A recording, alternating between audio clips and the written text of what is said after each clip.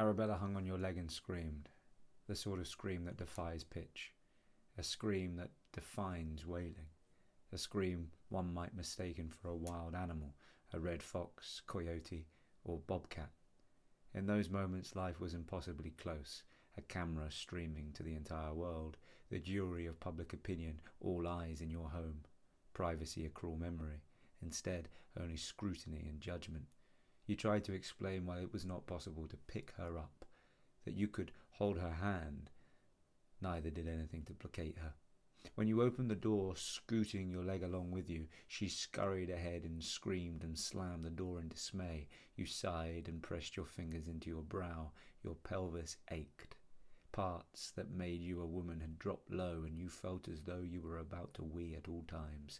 Even at this early stage, the need to use the loo was almost continual. You managed the situation and got her to the kitchen table with strawberries and yogurt. That much a mighty achievement. The phone rang, but you did not manage to answer it. The answer machine beeped. Arabella screamed. Somehow you managed to listen over the top of her screaming whilst making eggs and lamb mince. You wanted to scream "shut up" loudly and violently. You wanted to lash out like a great fury, but instead you remembered to breathe, to count your breaths. 1, 2, 3. I have arrived. It's nice. Nice hotel, anyway. I've not seen much of the town. You put your eyes in your hand. Even with Arabella sat silently for the first time, you could not stop yourself from crying. A mixture of relief, resentment and rage ran through you. Arabella noticed but said nothing. She listened to the white noise along with you. Finally he spoke again. I miss you both. You made no attempt to get to the phone. Instead you let him wait it out. Last night I had what they call a Texas Big Burger. Anyway, I dreamt some pretty wild things on the flight out. I was in and out. It felt longer than ever, the flight. Tiring. You clenched your jaw and bit your bottom lip when you heard him say that. Mummy, we answer? You said nothing.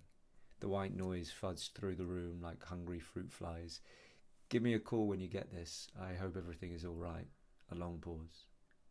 Love you both. Another pause. The white noise deafening, and then the click followed by the dial tone before the machine switched itself off. You eased back into the room. The lamb mince was burning, but you managed to salvage something from the cast iron pan. You added the egg and sat down with Arabella. Morning sickness suddenly tipping you sideways, cramp followed by a warm feeling between your legs. Mummy? You nodded and shook your head simultaneously. You placed a hand over your tummy and swallowed hard. I just need to use the loo, darling. Here. You scraped the leftover mince into her bowl. The dog leant up to watch you go. Arabella turned her focus to her food.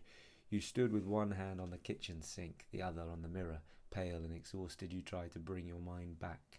The room span and a mighty cramp struck your stomach. You hissed, breathed, then clicked your tongue. You ran the water and splashed your face, your hand carefully over your belly. You traced the contours of your figure with the palm. Ran it over the tiny bump below the navel, then back up to your waist. You undid the brass button, then laced your fingers underneath the thick fabric, letting them dance their way down under your knickers. The tuft of coarse hair soothed you. You felt the thick gloop gathered in your pants, glided your fingers over your vagina. It opened gently to your touch, a soft goo. Slowly you pulled your hand back out and saw the red-orange, the yellow-white, the brown-green discharge. The mirror demanded you ask yourself a serious question.